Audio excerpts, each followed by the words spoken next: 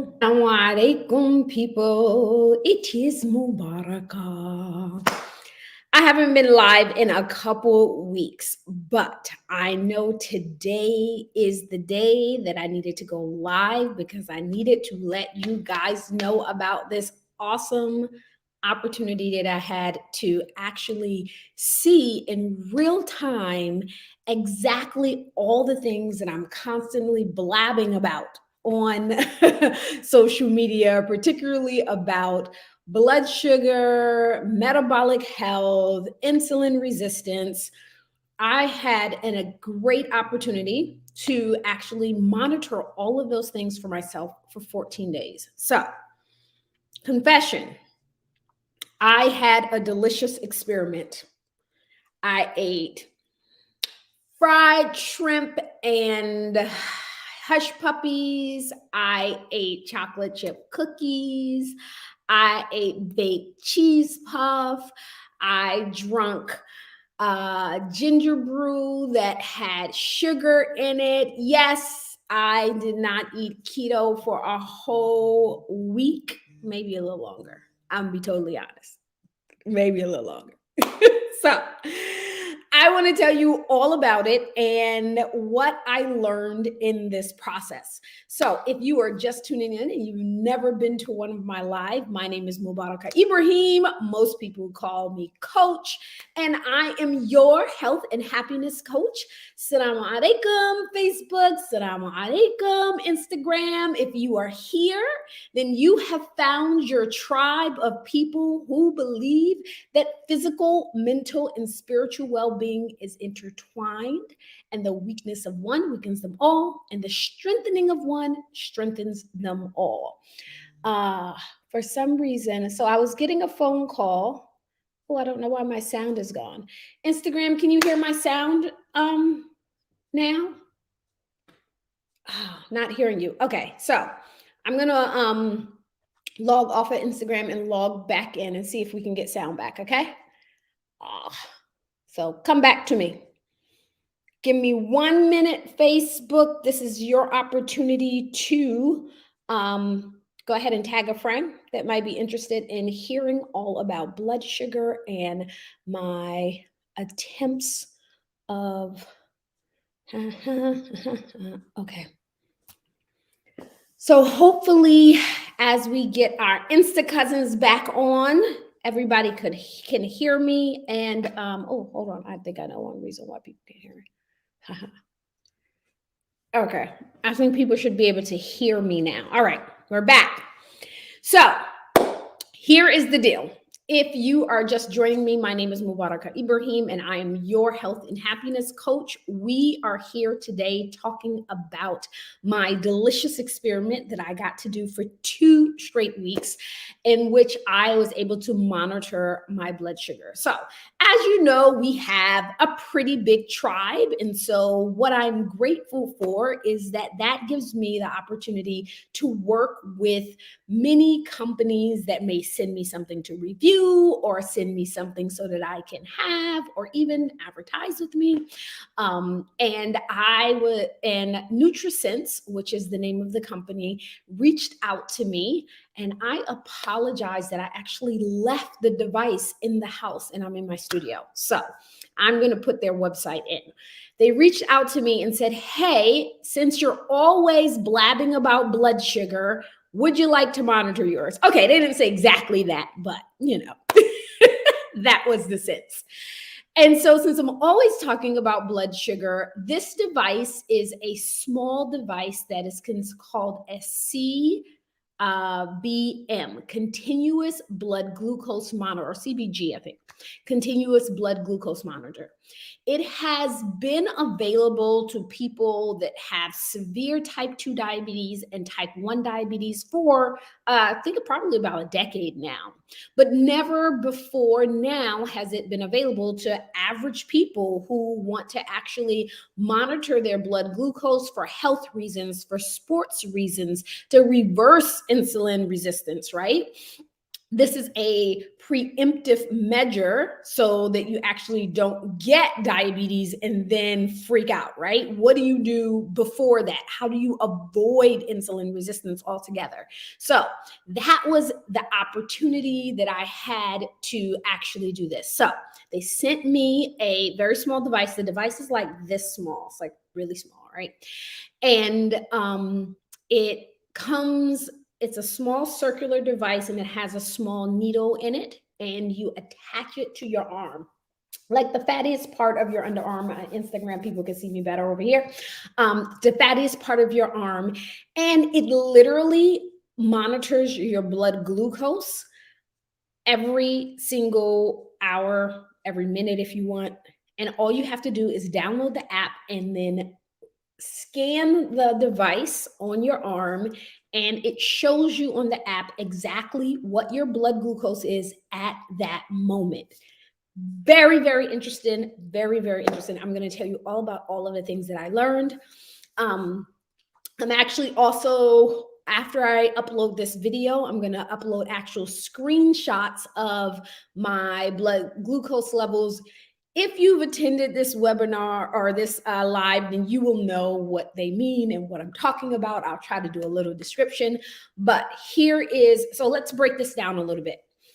When we talk about blood glucose, we talk about the amount of glucose. Glucose is what carbohydrates and sugar turns into when it enters your body. So when you eat sugar, your body converts it into glucose. It's an energy source. When you eat any carbohydrates, it doesn't matter if it's white rice or brown rice, doesn't matter if it's white potatoes or sweet potatoes, doesn't matter if it's white bread or whole wheat bread, doesn't matter if it's a banana or it's a carrot. All of those things can turn to carbohydrates, and carbohydrates convert into glucose in your body, right? So that's the science of it. There's no debate about that. When we talk about blood glucose and how it rises and falls, the first thing that you should know is that everybody has blood glucose. It's absolutely normal. And no one alive, I mean, I guess if you're not alive or you wasn't human, your blood glucose will stay the same 24 hours a day. But no person has the exact same blood glucose 24 hours a day. Our goal for metabolic health is to keep it within a healthy range. So I'll give you an example. If you follow me for any time, you know that I teach people to reverse metabolic disease with low carbohydrates diets. Even if you are following a low carbohydrate diet and say you eat an avocado and some eggs, right? Almost no carbohydrates, lots of fat, lots of protein, your blood glucose will still raise. You will still get a rise in your blood glucose because that is the metabolic response of the body. It simply won't raise as high as if, say, you ate pancakes and eggs, but you will still get some type of raise. Our goal is to keep that within a healthy range. So, what's a healthy range when it comes to blood glucose? A healthy range for blood glucose. So, if you just randomly decided, I don't know, you're just going to go buy a monitor and test your blood glucose level. A healthy range is if you have a blood glucose between 70 and 140 anytime throughout your day, right? So that is the range anytime throughout your day. But it varies based on if you're exercising, your blood glucose goes down after exercising. If you eat, your blood glucose goes up after you eat. While you're sleeping, your blood glucose actually rises while you're sleeping. So various times during the day, your blood glucose will rise. So what I decided to do is I decided, hey, you know what? I actually want to physically see what happens to my blood glucose if I eat stuff that's not keto, right? Because the point of keto isn't just eating fat, right? It's not about how much bacon, steak, and butter I can eat. The entire point of eating a low carbohydrate, a ketogenic diet, a diet which balances your blood glucose is just that it lowers your blood glucose and keeps it within a healthy range on average throughout your day. That is the entire goal. That is how you reverse metabolic disease, right? You have to bring that blood glucose to a healthy range. Well, if a person has pre-diabetes, they will see blood glucose levels as high as 200, right? So if you are eating a meal and then 2 hours later, your blood glucose is still at a 200, right? Or it rises to 200, that's an indication of pre-diabetes. That's an indication that your body isn't able to process your blood glucose effectively because it keeps it high for too long. If you have diabetes and you have been diagnosed with diabetes, then your blood glucose may rise as high as 240 after a meal, and it may stay there longer, right? So our goal is we don't want our body to allow our blood glucose to rise that high, nor stay there for an extended period of time. That is the entire point of when I say we are lowering blood glucose, that is actually what I mean. So in full transparency, I do not have diabetes. I do not have pre-diabetes. I do not have insulin resistance. I knew this before I started monitoring my blood glucose. But the interesting thing that I learned from looking at my blood glucose is that I, as a healthy person, actually had huge spikes in blood glucose. If I did have insulin resistance, those spikes would be even higher and they would stay up even longer. So I probably can talk for like hours about this, but I have actually some very specific things that I wanted to really point out to you that I discovered during this time, right? So first thing that I discovered is what is my average blood glucose throughout my day? And for me, my blood glucose generally hovers somewhere between 70 and 90.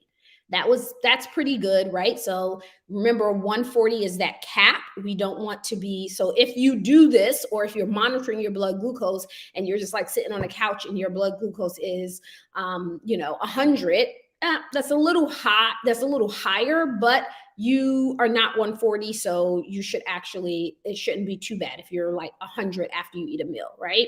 You don't want to be above 100 just sitting on the couch looking at TV. I had an interesting experience with that too, so can't wait to tell you about that. So when we look at blood glucose, so lesson number one that I want you to take away from this: whether or not a meal is healthful for you and your blood glucose is able to deal with it is not just about how much your blood glucose rises immediately after you eat. What determines insulin resistance is what your blood glucose is 2 hours later, right? This is important because a lot of people will say, well, I need to eat, I feel good when I go eat a bowl of pasta, right? Or they may say, I just need to have something sweet to get my energy up, right? And indeed, if you go and have a donut, or you have, frappuccino with extra whip, right? All of that sugar, it is certainly going to make you feel good and energy pumped immediately after you eat it. But it is the crash that happens 2 hours later. So if you don't have a blood glucose monitor and you really want to experiment of how food affects you, write down what you're eating and set an alarm for yourself 2 hours later to reflect on how you're physically feeling, right? If 2 hours after that meal, you are starting to feel lethargic and tired and cranky, that is a sign of insulin resistance. If 2 hours after that meal, you are not feeling you're not feeling an energy stability, then that is an indication of insulin resistance. And I tell people about all of these indications. So I'm going to veer off for 1 second because I had a really important lesson at my recent doctor's appointment, right? And and it really kind of like reinvigorated me to really focus this platform on making people aware of the signs of insulin resistance, because so many people have pre-diabetes and diabetes and they have no idea until they go to the doctor and the doctor literally tells them, your A1C is an 8, your A1C is a 10, you have diabetes, right? And they're like, oh my God, how did this happen? This is what you should know. Number one, studies show that people who are diagnosed with diabetes actually had insulin resistance up to 9 years earlier. So if you have been diagnosed with prediabetes or diabetes, you have literally been building up to that for almost a decade, because you didn't know the signs. You didn't know what to ask your doc, what kind of test to ask your doctors for, or how to change your diet or your movement based on those results. That's why I'm constantly telling people, like, make sure that you are monitoring whether or not these are the signs that you have. Diabetes is at an epidemic level. If you're overweight, it puts you at risk of diabetes. So here is something that is really interesting that I need to point out, because I know I have a lot of Indo, Pac, Asians, all that follow me on this platform. For most of the world, a BMI that is a healthy BMI is 25. If you are of Asian descent, research shows that your healthy BMI actually is 23. Anything over 23, when you look at your height BMI, actually puts you at higher risk for diabetes, high blood pressure, and heart disease. So that's really important to know, because if you have a genetic tendency or genetics towards that, right? If you come from any of these Asian backgrounds, then you should know that you actually have a smaller window for weight and weight loss that you need to be really proactive about. You don't have until you are 30 pounds overweight. You really need to jump on that when that BMI says 23 or anything near that, in order to reduce your risk of those diseases. So that's really important. And the point that I was going to make about going to the doctor recently, so I had my annual appointment and I went to the doctor, and normally she would run a fasting, when I go to the doctor, I have a really great doctor. I'm very sad that she'll be retiring this year. She generally runs an entire metabolic panel for me for every annual visit, which means I get a fasting blood glucose, I get my lipids tested, I get tested where my vitamin D level is, because I've had low vitamin D before. So all of those like series of tests inside of a metabolic panel, blood pressure, all of that. And I actually asked her, can you see what my A1C level is? Because I just like to know. I don't think I have diabetes, don't think I have insulin resistance. So I was like, what's my A1C? So she says to me, she's like, well, you've had a series of healthy blood glucose, so I can't run an A1C on you because your insurance would not pay for it. And I was just thinking to myself, like, wow, if I really had signs of insulin resistance, and throughout this year, actually, I haven't seen her in 2 years because of the pandemic, I had signs of insulin resistance and needed an A1C, I actually couldn't even get it unless I really was telling her, like, these are my signs that I feel that I'm at risk for insulin resistance. And she would basically have to put in my chart and make a case for my insurance to cover it, right? So for anybody who's asking, I live in the United States of America. I know our insurance, health insurance system is all screwed up. But if you live in the United States, you should know this. And so what that did was, it was really an aha moment for me, is like, people really need to know that these are the signs of insulin resistance, so that they know what they need to talk to their doctor about, because it's estimated that most people with diabetes are actually undiagnosed, because they literally have no idea. So it's really important that we are paying attention, because it is an epidemic, and it's not just an epidemic in the United States, it's a worldwide epidemic. Diabetes, even countries that we have this stereotype of being healthy, right? When we look at China, when we look at Japan, we're like, they're healthy countries, and they too have an epidemic of diabetes now. They have an epidemic of obesity now. Countries that people used to look to as like, oh, wow, in India, they're vegan and they're healthy. So first of all, that's a myth. Most Indians are not vegan. That's the first thing. You should know that. Second of all, they too have an epidemic of diabetes and obesity. It is not something that's only relegated to the United States, to Canada, to the UK. It's not just the Western nations. Unfortunately, it has spread throughout most of the developed world. That's a whole nother live. So let's get back to blood glucose.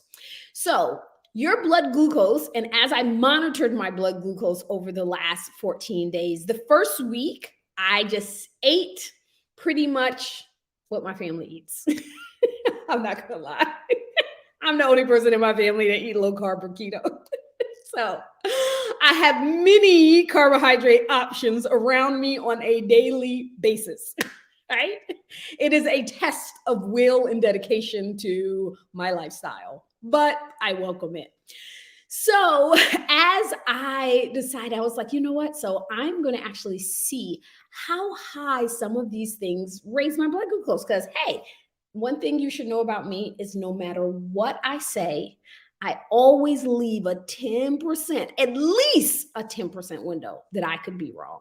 So I'm always willing to, like, you got new science to show me? Hey, I'm open to it, right? Because 10 years ago, I was not preaching keto. I was still preaching, like, don't eat white rice and all the other stuff and a lower carbohydrate diet, but I wasn't preaching keto because I didn't know about keto. And the science came to me. And so I'm like, hey, this literally reverses diabetes. This is what I need to teach people. So I'm always evolving in that way based on the science. And so I decided, like, okay, this is a great scientific experiment. So of all the things that I ate, because I can't give you a detail per day, the thing that rose my blood sugar the highest, absolutely highest. So remember, after you finish eating, everybody's blood sugar is going to raise, right? So my blood sugar spikes after every meal. The goal for the spike is for it not to spike up to like 200. I don't have insulin resistance, so I never had a 200 score or even a score above 140. The highest score that I had was 130. And of all of the things that I ate, the thing that put me to 130 is hush puppies. So if you don't know what hush puppies are, in the United States, we have something called hush puppies. You probably have a version of this in probably just about every culture. It is a ball, a fried ball made from cornmeal, flour, sugar, and eggs.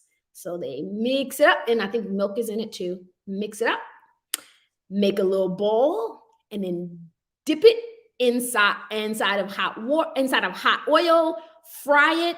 Now, you're supposed to take those hush puppies and you're supposed to dip them in syrup after and eat them as such. So one day I had fried shrimp and hush puppies. I couldn't even dip them in syrup because the hush puppy itself was like sweet like cake. So I didn't even use the syrup. And I got the highest blood glucose reading out of the entire 2 weeks. I think it was like 134 or 137. It was somewhere around 130s and something. And I was like, oh my God, who came up with this death? Because, you know, I'm dramatic like that.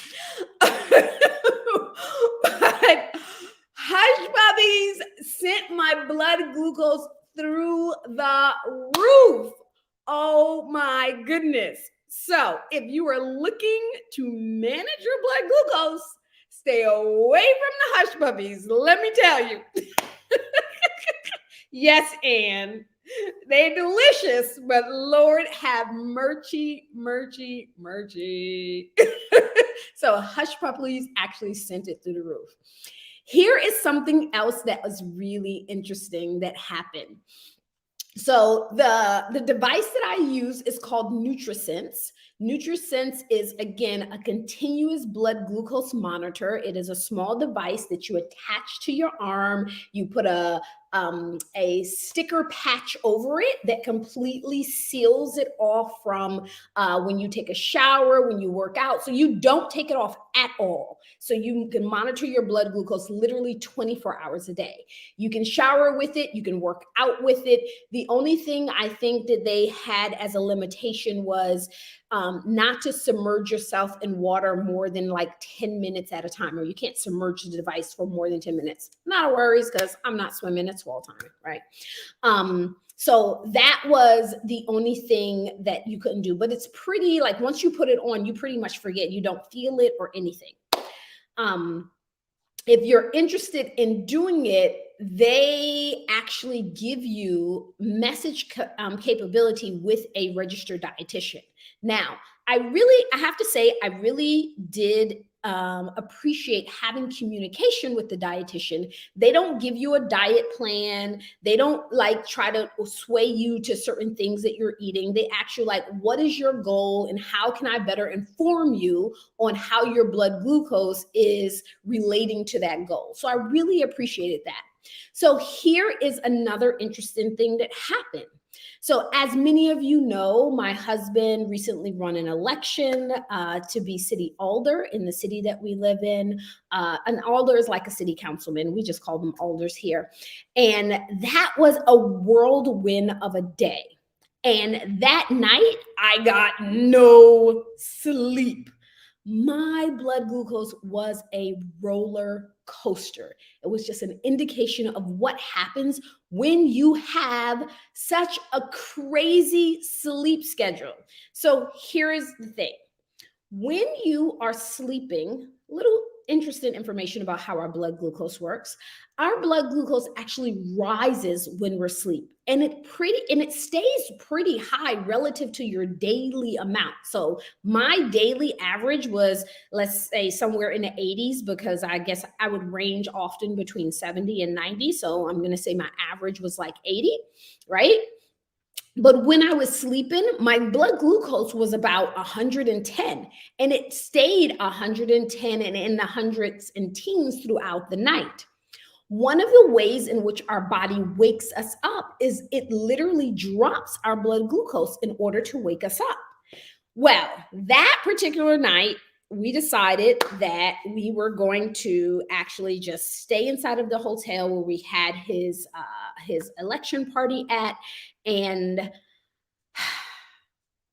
the TV was on all night, drove me insane. I don't watch TV at night, and we just fell asleep with the TV on. My alarm clock, my daughter's alarm clock, my husband's alarm clock, and they were dead to the world. And so I literally got out my bed 6 times throughout the night in order to turn off the TV, in order to turn off the alarm, in order to push snooze, in order to stop the snooze and actually push a button, in order to look for the remote control. It was insane. I was not happy. It was a horrible night's sleep. It was so bad, and my blood glucose was going so roller coaster that the next morning, the dietitian actually sent me a message, and she was like, "Whoa, you had an interesting night of glucose last night. Did you feel those highs and lows?" I was like, "Yes, I know this, because I got out the bed 6 times between midnight and 7 a.m. So when you are not sleeping well, your blood glucose is going to be on a roller coaster. So that's the second lesson. The third lesson that I really wanted to talk to you about, that I felt like this is one of the most fascinating things. So one day within this 2 weeks, and during my week of experimentation of all of eating all my carbohydrates deliciousness to watch and see what happens with my blood glucose, my husband buys these baked organic cheese puffs, right? Sounds good. The theory, they're organic, They're baked, which makes them low fat. They're cheese puffs, right? So this can't be too bad.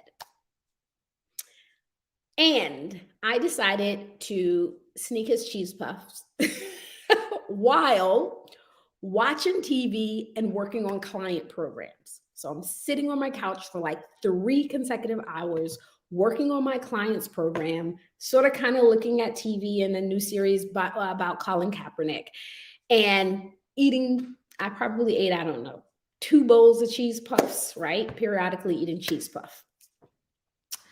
When I looked at my blood glucose later, it was a roller coaster. It was up and down and up. I so wish I could show you these graphics on a live, which I haven't figured out how to do yet. So I'll have to just post them later. My blood glucose was a roller coaster. And I was like, oh my goodness. If I had insulin resistance, if I had diabetes, and I'm sitting here mindlessly snacking and watching TV and on my computer, this would be disastrous if I had insulin resistance. So, reaffirming what I say like literally every week, stop snacking. Don't do it. Your blood sugar is going crazy. All right. Don't do it. Really, really interesting. That was another interesting lesson that I learned of the highs and lows of blood sugar. All right. So, of all of the things that happened during this 2 weeks, what I did again, I'm just to summarize. The first week that I was monitoring my blood sugar, I did not follow a ketogenic diet. I was basically just eating everything that was around me.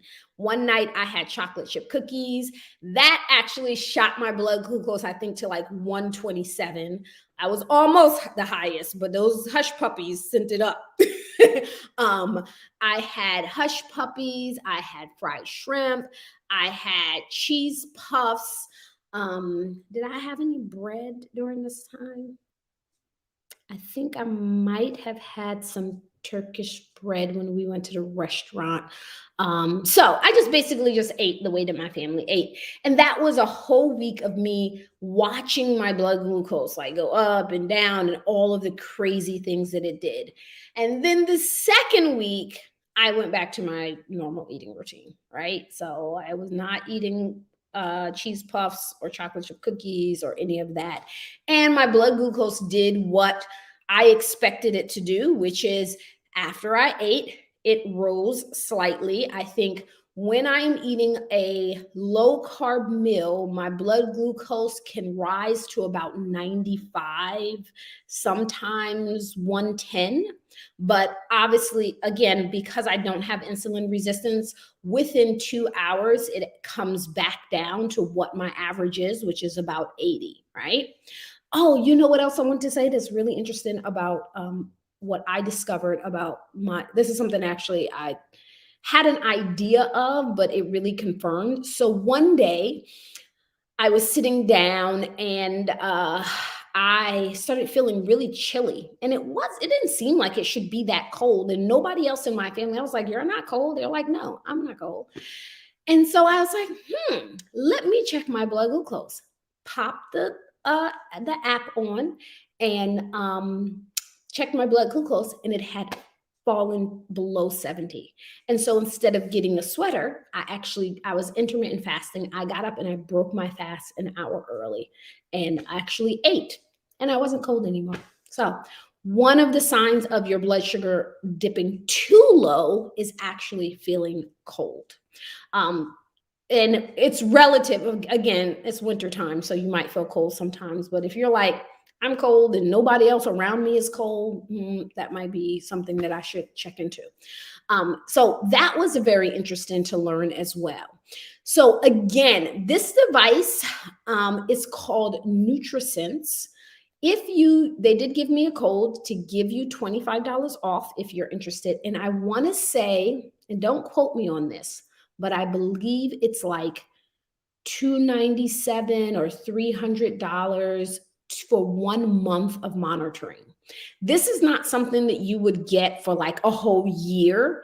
It's something to teach you about yourself, to teach you about how your body is responding to certain foods, to teach you how you can eat in order for you to manage your blood glucose level. When you think about managing blood glucose and insulin, I want you to think about it in terms of training your body. Your blood glucose and your metabolism must be trained. Think of it as sort of kind of like a training, which means if for an extended period of time you can keep your blood glucose in a healthy range, then it will be trained to stay. Your body will be able to better deal with glucose when it comes in. That's called metabolic flexibility, right? So that means that even though I ate those hush puppies and it sent my blood glucose all the way to like 130 something, within 2 hours, I was back down at 80. That's called metabolic flexibility. If I didn't have metabolic flexibility, then that reading could go up to 200, and 2 hours later, my reading could be still at 200. And that shows that my body, the insulin, is having a really hard time letting the glucose into my cells and into my muscles where it needs to disperse itself. So if you're thinking about doing this, because it really is about learning what your body needs and how your body functions around with food and with exercise. The other thing, let me give you another side note. When we exercise, our body is actually using, even if you're following a low carb diet, I have to always say this is for people who are following low carb diets and for people who are not following low carb diets. It doesn't matter which one you're eating, the the blood glucose response is going to be the same. The magnitude of the response is what changes based on your food. So high carb or low carb, when you work out, your blood glucose is going to lower. High carb or low carb, when you eat a meal, their blood glucose is going to rise, right? So that's just the way blood glucose works. So when you're exercising, after you exercise, your blood glucose actually dips because you're actually using that energy. So even if you're on a low carb plan, you do have a certain amount of glucose in your system, much less than what everybody else has, or what people who don't follow a low carb diet has, but you still have it and it's still being used up, right? In addition to the fat and the ketones that you're using. You want to make sure that if you are doing this, that you are doing it during a period where you're going to pay attention and you're going to watch what you're eating. The app itself actually allows you to track your meals. And every time you have a meal, it actually puts a little dot on your chart. So you know, hey, I had this meal and look what happened to my blood glucose. And this is what happened 2 hours later. So I can scroll back 10 days ago and actually see what I ate and how it relates to what happened with my blood glucose level. Super, super important. All right, questions. All right. I see a few over here on Facebook. Instagram, if you have any questions, you can feel free to put them in. So, blood glucose test from how do you find out if you have insulin resistance? There are a couple of ways for you to find out if you have insulin resistance.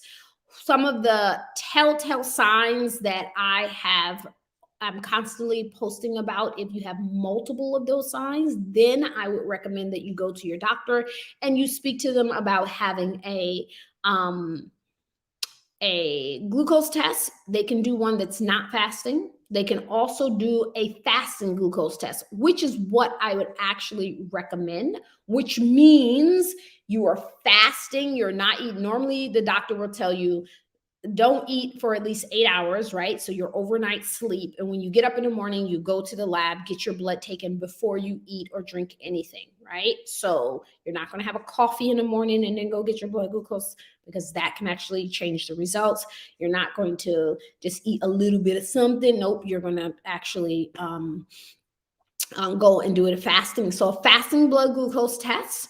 The other way is if you have a high fasting glucose test, then your doctor may be willing for you to um, do an A1C, right? So here is a couple of scores that you should do. If you test your blood glucose or you have your doctor doing a non-fasting glucose test, then a blood sugar level of less than 200 milligrams per deciliter, right, or higher is a suggestion of diabetes. So even if you're like you ate food 2 hours late and 2 hours later your blood glucose is still 200, you should go see your doctor and actually get a diagnosis. If you take a overnight fasting blood glucose test and your level is above 100 when you're fasting, so that actually goes for example, when I was talking about how at night my blood glucose would rise to like 110, 115, but waking up it dips down because that's the way your body works. It should lower your blood glucose in order to wake your body up, right? And so when I'm waking up in the morning using this monitor, I should see that I have a blood glucose of less than 100 if I'm waking up. If I wake up after that 8-hour fast of not eating or drinking anything and my blood glucose is above 100, then 100 to 125 is considered prediabetes. If it's over 126 after an 8-hour fast, then that is an indication of diabetes. So important for you to know those are the numbers that your doctor in the United States, I don't know if they do anything different in other countries. I'm in the United States. So those are things that your doctor is looking for. When you have a blood sugar that is less than 140, it is considered normal, right? So a random test that is normal. Now, once your doctor decides, I think I am a little bit concerned about the level of your blood glucose, and I would like for you to take an A1C. So an A1C test. An A1C is looking at your average blood sugar level over the last 3 months, right? So here are some interesting things. Fasting blood glucose, if you had a whole week of horrible eating, right? You can, and then you go and you eat really well for a week, meaning you're lowering your carbs and you're eating well, you can kind of, trick the fasting blood glucose to lower it down. Oh, I should tell you this too. So how does that work? Remember I explained to you how when you are looking at your blood glucose and trying to reverse insulin resistance or lower your blood glucose level, you have to think of it as a consistency because you have to train your body. One of the interesting things is that the first couple of days that I had the glucose monitor on, I ate the way that I normally ate, right? And my blood glucose level was actually in like my average, quote unquote, average blood glucose level was like in the high 70s, right? It was somewhere in the 70 range, which is normal. I just don't want to dip under 60. After I had probably about 5 or 6 days of eating high carbohydrates, my average blood glucose actually raised a couple of points into the low 80s.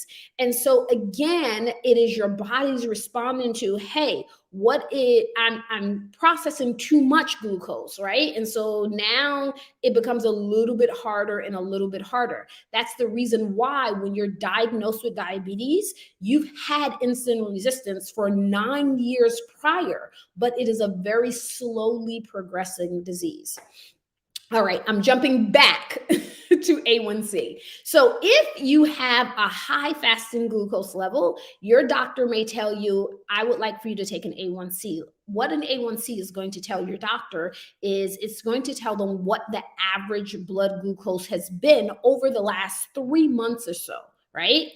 And if you have an A1C of above 5.5, your doctor is going to tell you you have prediabetes. We need to watch this.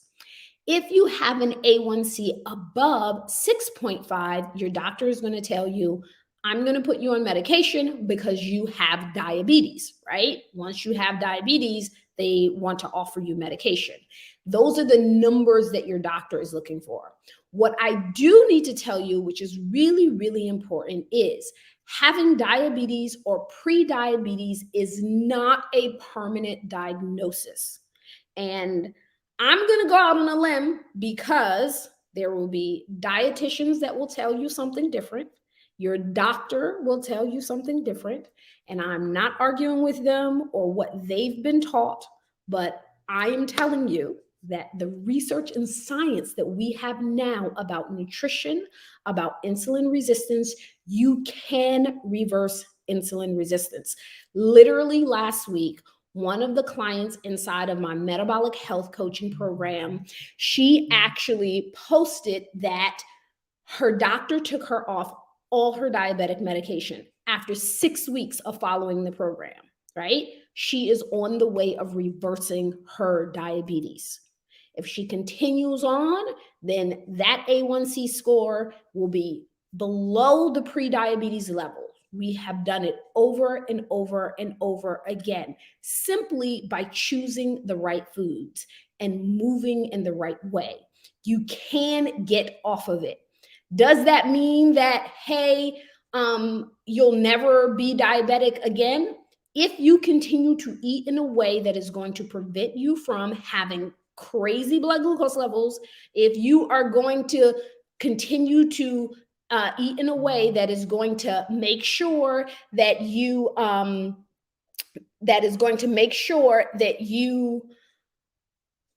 keep your blood sugar within a normal range, then no, you will not eventually go back to your diabetic medication. You can reverse diabetes.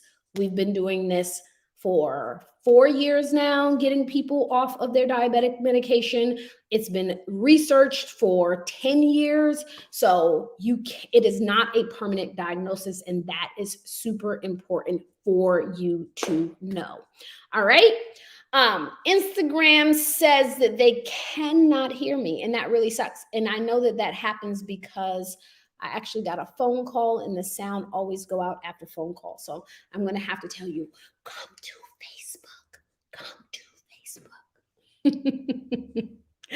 All right.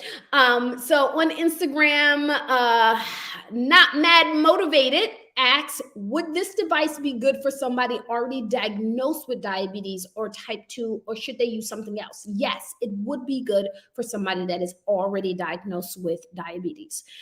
So you can certainly monitor your blood glucose. Normally, if you have been diagnosed with diabetes, they will give you a blood glucose monitor, which is this little machine, a little pin. You prick your finger, you squeeze the blood onto a strip, and you stick the strip in the machine, and the strip will tell you what your blood glucose level is at that moment. This bypasses all of that. It's literally doing the same thing, telling you what your blood glucose by monitoring the cellular activity inside of your body, it's monitoring it's not monitoring your blood. It's monitoring the cellular activity around the liquid around the blood cells. And that's how it's telling what your levels are at that very moment. And yes, you can use this device if you are already, and it's going to, so instead of pricking your finger, you literally are just going to scan the device instead of pricking your finger, and it will give you your blood glucose levels. Any other questions? Instagram still can't hear me. I'm sorry. Somebody said, when you ate what your family eat, did you physically feel any different? Yes, I definitely felt more. Did I feel bad? No, I'm going to be honest. I did not feel bad because, again, I don't have insulin resistance, so I didn't have an issue with feeling lethargic or cranky or that kind of stuff. But I felt like my energy was not as high as it would normally be. It wasn't like a huge difference, like, oh my God, I got to take a nap every day. But I definitely felt a difference in the way that I was functioning on a daily basis. Like I could tell, like, oh, I feel like, 2 weeks ago I could really pump harder than this in my workout. But it's just an adjustment period for my body, right? So if you have eaten low carb for 3-4 years and then you go to eating carbohydrates, it's not a bad different because I have metabolic flexibility, but I can feel like the difference in the energy source. But that's just me. And that is what is considered metabolic flexibility, by the way. So when we talk about reversing insulin resistance and trying to achieve metabolic flexibility, that's one of the things that we mean is we want our bodies to be able to deal with what we want our bodies to be able to deal with what we give it and know how to process it. So because I have metabolic flexibility, my body's like, oh, okay, these are carbs. We know what to do with them. Probably not my body's preferred fuel right now because I've been low carb for so long, but it says, hey, we know what to do with them. And so your blood glucose spikes, but we're going to bring it down because we know what to do with it. So when we talk about, so the last thing that I actually wanted to talk about a little bit is when we talk about metabolic flexibility, what that is and what exactly is metabolic health. It's a fairly new term. So metabolic health is a fairly new term in which you probably start hearing quite a bit. And it has, metabolic health has different definitions by different people. But when they took a definition of what metabolic health is and they looked at the United States, they found that most people in the United States are actually not metabolically healthy.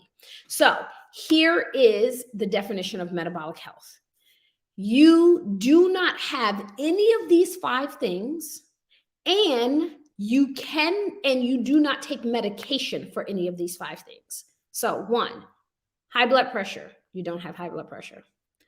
High blood sugar, which means you don't have insulin resistance, right? So these are the things that you don't have. If you say yes to any of these things, then you are out of the category of what is metabolically healthy. High blood pressure, high blood sugars, abdominal obesity, abnormal cholesterol levels, high triglycerides. So abdominal obesity is the part that a couple of research studies have alternated. Some say just obesity altogether, which means your BMI is high. And some of them look at abdominal obesity specifically as a way of determining metabolic health. So having 3 or more of these risk factors is considered metabolic syndrome. Having one of these risk factors or being on medication for one of these risk factors means that you have compromised your metabolic health. So if all 5 of these things are present, which means you have high blood pressure, you have type 2 diabetes, you have high cholesterol, you're overweight, and you have diabetes, then you are at an increased risk of developing heart disease, diabetes, or stroke. That means that we need to do something right now, not tomorrow, not next week. We need to do something right now. So it's really important that we pay attention to not just what pant size we can fit in, not whether or not somebody thinks that we're fat, not whether or not somebody is criticizing us or if we feel comfortable in taking a whole body picture versus just a face picture for the gram, but really paying attention to our weight, to abdominal obesity, which is the most dangerous obesity. Did you know that the fat that you have in your abdominal is considered alive? It is the only fat in our body that actually produces hormones, the only fat in our body that have been directly linked to diseases.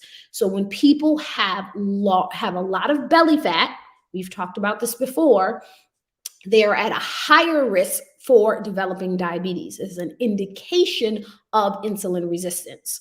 Having excess belly fat is an indication of insulin resistance. I'm going to say that one more time. Having excess belly fat is an indication of insulin resistance. We all have belly fat, right? What's excess is you have to do something that is called a waist to hip ratio, right? Waist to hip ratio. So I want you to Google it, right? And it will calculate it for you. You're going to measure your waist at your belly button. You're going to measure your hips at the widest points. And this is done by men and women, by the way. And you're going to divide your waist into your hips. If you are a female and your waist to hip ratio is higher than a 0.8, then it puts you at risk for heart disease, high blood pressure, and diabetes. So that means that you have excess belly fat, right? So it's not just about belly fat, it's about excess belly fat. Everybody has belly fat. I don't have a six-pack. I'll let y'all know right now. Maintaining a six-pack is a very difficult thing. I decided that wasn't really my life goal, but I don't want to have excess belly fat, right? Belly fat is okay, but watch that waist to hip ratio. For men, when you divide your hips into your waist, it should not be more than 1.0, right? So if your waist is a 40, your hips should not be higher than a 40. Women, unfortunately, or maybe fortunately, we need smaller waists than our hips. If you have larger waist than your hips, then that is considered excess belly fat. Really look at your waist to hip ratio. Just as a side note too, this is one of the things that I'm often telling people when they join my program, is that when we talk about setting progress goals, we don't want to be obsessed with the scale. Our weight loss is a roller coaster. It's not going to be straight across the whole time. So you want to make sure you have 3 levels of progress. This also applies to people who say, oh, well, people in my, ethnicity, whatever, we're big boned it. That's a whole nother conversation. But if you don't, I once had a client who was from Samoa, and they literally do not fit on the BMI scale. So there are cultures. No, it doesn't apply to all Black people. Let's put that out the way right now, because people are like, oh, the BMI scale was developed for white people and it don't apply to Black people. Yes, it do. Yes, it was originally developed for white people, but it has been tested and retested and retested. And yes, it does apply to Black people too. And I say that to you as a Black person. I am African American and it applies to me. All right. So with that said, squashing that myth, there are very few and select people and ethnicities in the world that does not fit on the BMI scale. But it is not the only way of determining your health risk. You can look at your BMI, which is the same as your weight, right? So your weight and BMI is directly connected, because your BMI is a calculation of your weight and your height. So anytime your weight change, your BMI is going to change, all right?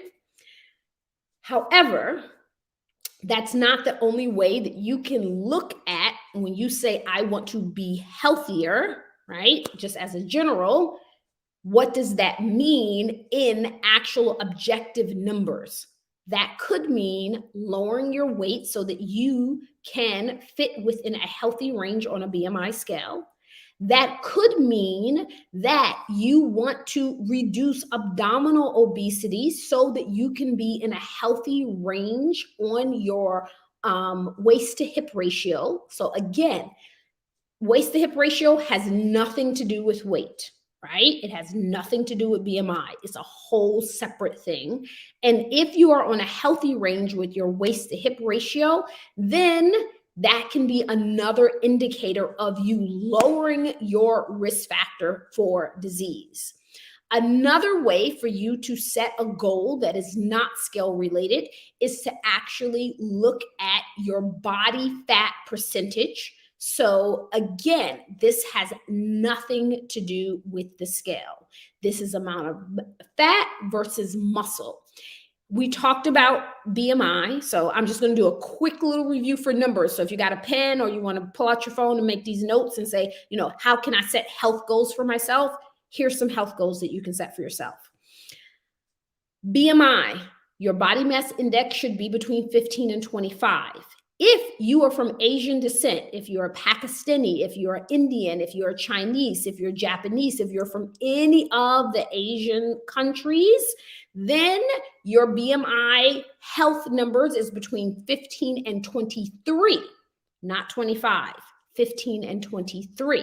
So that is one health goal that you can set for yourself. My goal is to be within a healthy BMI. In order to get there, you will need to lose weight, scale weight. That's the only thing that it's talking about. That has nothing to do with your body fat. It has nothing to do with your muscle. It's just about what the scale says. All right. So that's one way of determining health goals. A second way of determining health goals is, again, looking at your waist to hip ratio. And I'll tell you now, you can just go Google all of this stuff, waist to hip ratio calculator. Just put calculator after all of it. And it will bring up all of these websites that will allow you to determine what your number is. So your waist to hip ratio, if you are a female, doesn't matter what ethnicity you are, when you calculate your waist and your hip, when you divide your waist into your hip, you should get a number of 0.8 or below, which means 0.8, 0.79, 0.76, right? If you are getting 1.5, you need to lose belly fat, because your waist to hip ratio is showing that you have excess abdominal fat, and that will put you at risk for diabetes, heart disease, high blood pressure, all right? Insulin resistance, right? Those are the things that you are at risk for. The third way for you to set a health goal is to find out what your body fat percentage is, the percentage of your body that's fat versus lean muscle and bone. So for women in general, a healthy body fat percentage is between 15 and 33. That is considered a healthy. Once you start, and 33 is really tipping on the edge. Once you get above a 30% body fat, you need to make intentional efforts to build muscle to reduce your body fat.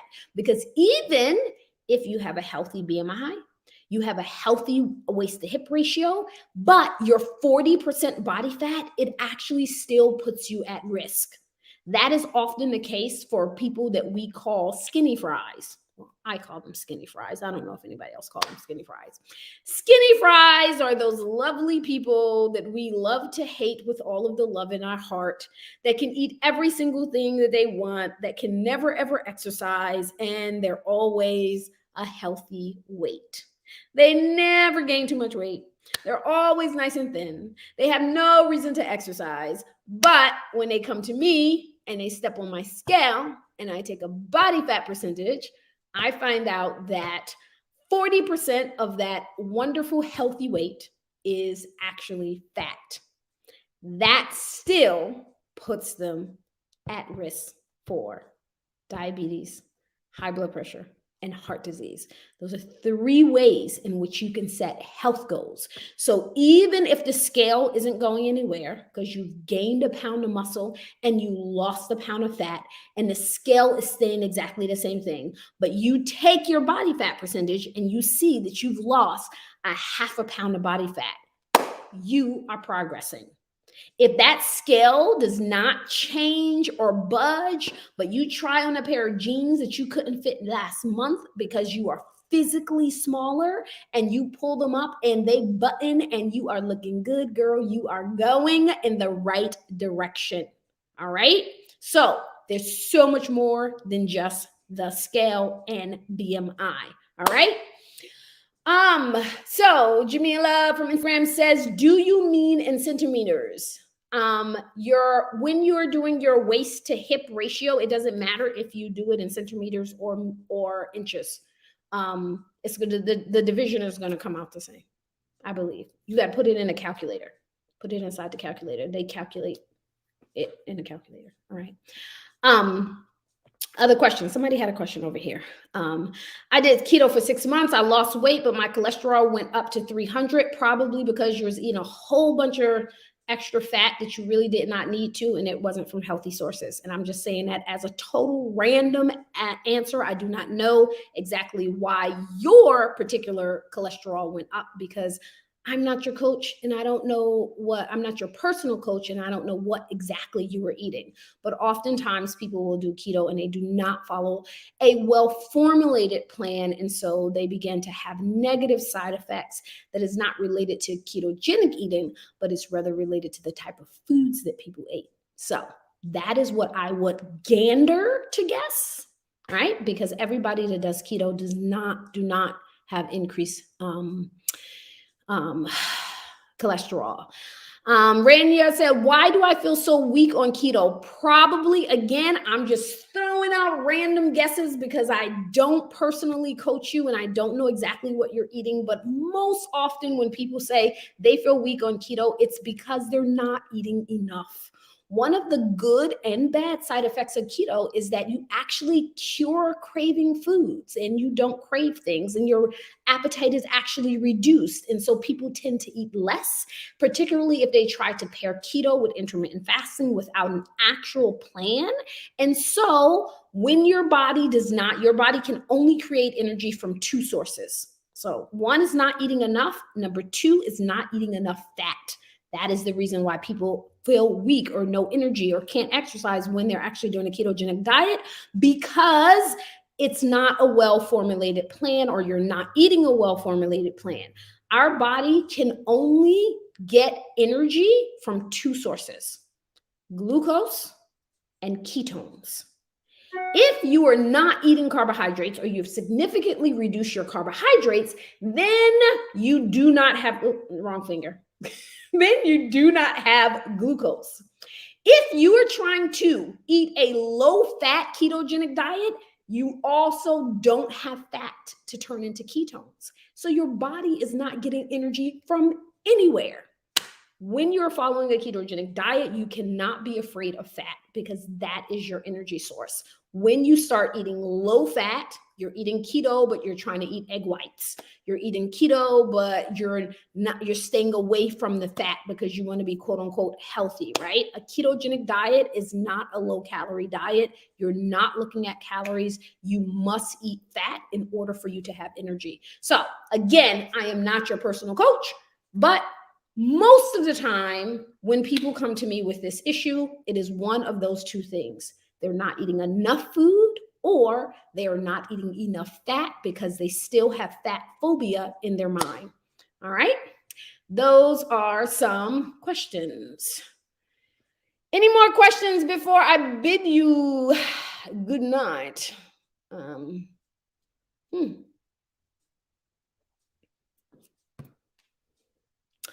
During the month of Ramadan, when I break my fast, I feel extremely lethargic, fatigue, and heart races after I eat. I will assume that that has something to do with what you're eating, and it may or may not be insulin resistance. I'm sure it has to do with what you're breaking your fast with. All right? All right, so people, again, if you only caught part of this live, then feel free to, when I log off, to go back and watch it. It will be saved on Instagram. It will be saved on Facebook. If on Instagram you get to a part where there is no sound, apparently the sound came back. I got a phone call. It cut the sound off, but the sound came back. You'll have to fast forward it or go to Facebook. You can join our 300,000 tribe members by liking the Facebook page. So you can come over to Facebook, or you can stay on Instagram because I'm there as well.